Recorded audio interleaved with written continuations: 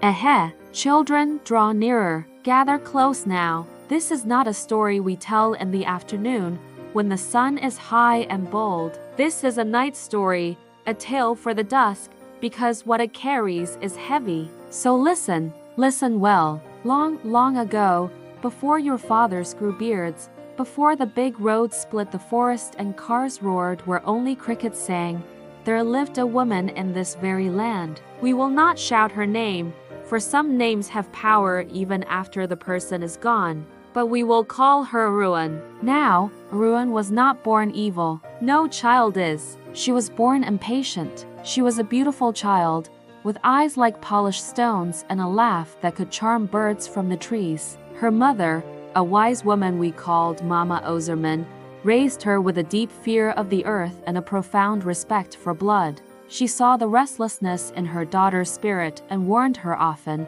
her voice low and serious, "Aruwen, my child, remember this. What you plant with tears will surely grow with pain."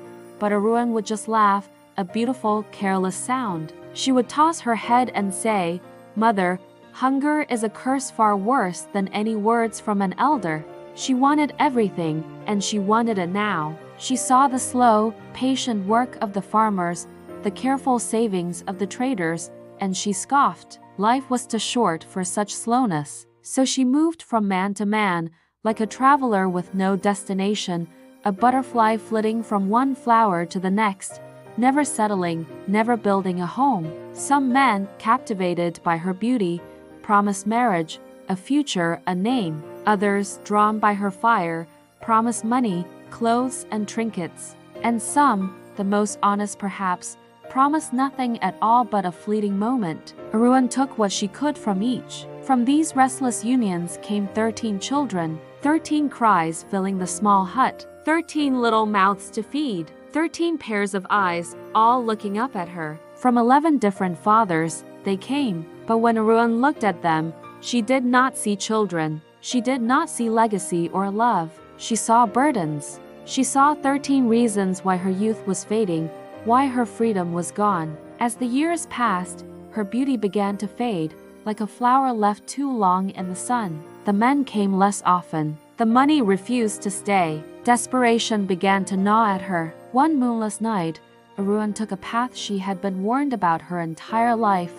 Narrow, twisted path at the edge of the village, a path the elders say leads to places where the living should not go. She went where candles burn without any wind and where terrible promises are made in hushed whispers. The figures she met there, cloaked in shadow, did not lie to her. They told her the truth, a cold and simple truth. They said, "This road gives quickly, but it collects what you love." Aruwen did not blink. She did not hesitate. The hunger in her for wealth was greater than any love in her heart. She made her choice. Not long after, her youngest daughter, a quiet little girl with her mother's eyes, fell sick. It was a strange sickness. There was no wound on her skin. There was no fever on her brow. There was just silence. The life simply drained out of her, day by day, until one morning, she did not wake up. When the child died, Aruwen screamed louder than anyone. Oh,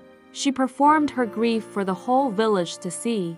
She rolled in the dust. She tore at her clothes. She cursed the sky and the gods. But the earth, which hears everything, heard something else beneath the noise. It heard the cold satisfaction of a debt being paid. And soon after the mourning period, the money came. Sudden money, heavy money, money that arrived in bags, without a single drop of sweat to explain it. Aruwen bought new clothes, rebuilt her hut, and ate the finest foods. She was finally living the life she had always dreamed of. But Mama Oseremen watched her daughter closely. A mother's eye see beyond fine cloth and shining gold. She saw the hollowness in Aruwen's laughter and the fear that flickered deep in her eyes when she thought no one was looking. One night, as they sat by the fire, she asked her, her voice barely a whisper, "My daughter, what did you trade?" Aruwen kept quiet, staring into the flames. Her silence was louder than any confession.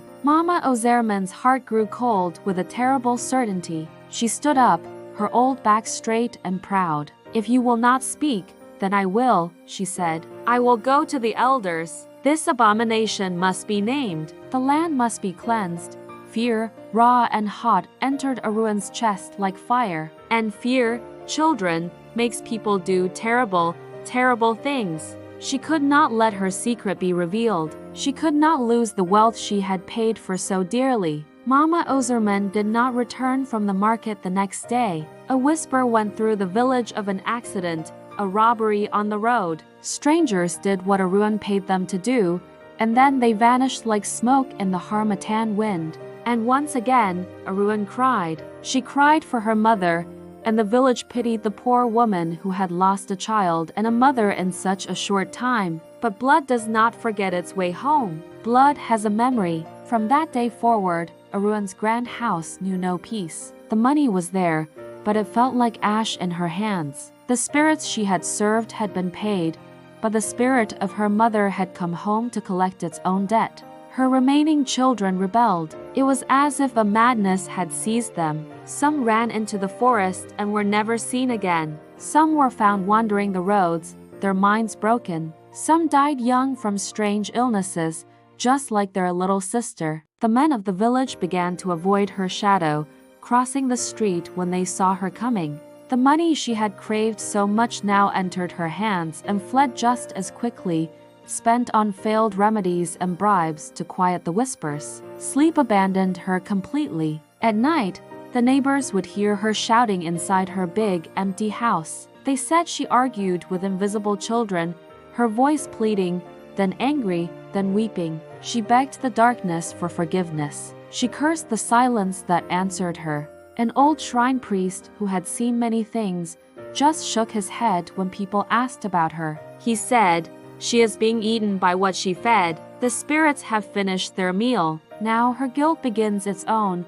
When Aruwen finally died, old and alone and mad with grief, no child was left to claim her body. Strangers had to bury her. They say the earth rejected her coffin once, and then twice, before finally, reluctantly, accepting her into its cold embrace. And so, children, that is the story. That is why we elders always say to you, do not trade blood for wealth. There is no prosperity that is worth the life of your kin. Do not silence truth with murder, because the truth will always find a way to speak, even from the grave. And most of all, do not believe money that arrives too fast, for it carries a heavy price. Because wealth that drinks from the well of family will one day turn and drink the owner. Eh-heh, that is all. Now, go and sleep, and let the earth hear that you have listened. Thank you for being here with me. Good night.